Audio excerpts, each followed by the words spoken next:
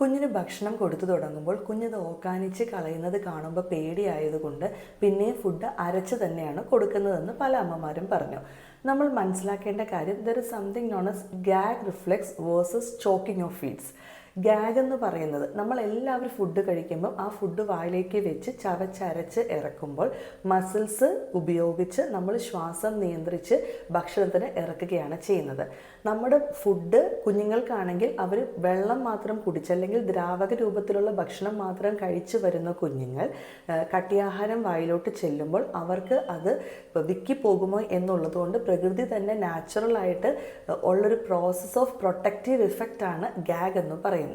അപ്പോൾ ആദ്യമായിട്ട് കട്ടിയാഹാരം കഴിക്കുമ്പം ആ കട്ടിയുള്ള ഭക്ഷണം നമ്മുടെ വായിലുള്ള ഓറോഫെറിഞ്ചൽ മസിൽസിൽ, എക്സ്പെഷ്യലി പാരറ്റിലൊക്കെ അല്ലെങ്കിൽ പോസ്റ്റീരിയർ ഫെറിഞ്ചൽ വാളിലോട്ട് കൊള്ളുമ്പോൾ അവരത് കോൺഷ്യസ് ആയിട്ട് തന്നെ വിക്കിപ്പോകാതിരിക്കാൻ ആക്രോശിച്ച് ബുദ്ധിപൂർവ്വം ഓക്കാനിച്ച് പുറത്തേക്ക് കളയാൻ ശ്രമിക്കുന്ന ഒരു പ്രോസസ്സാണ് ഗാഗ് എന്ന് പറയുന്നത്.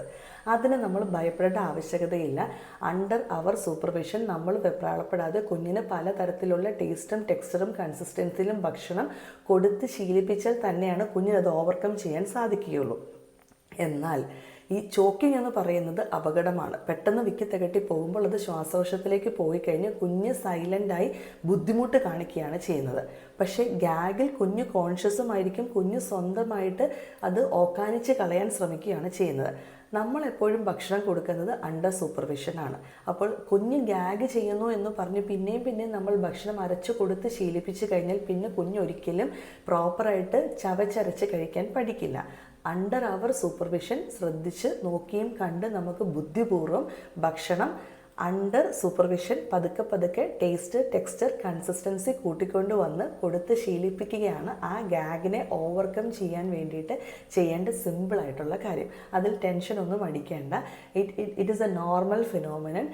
നമുക്കത് സ്ലോലി കുഞ്ഞ് ഭക്ഷണം പലതരത്തിൽ കഴിച്ചു വരുമ്പോൾ ഓവർകം ചെയ്യാൻ സാധിക്കും. Thank you.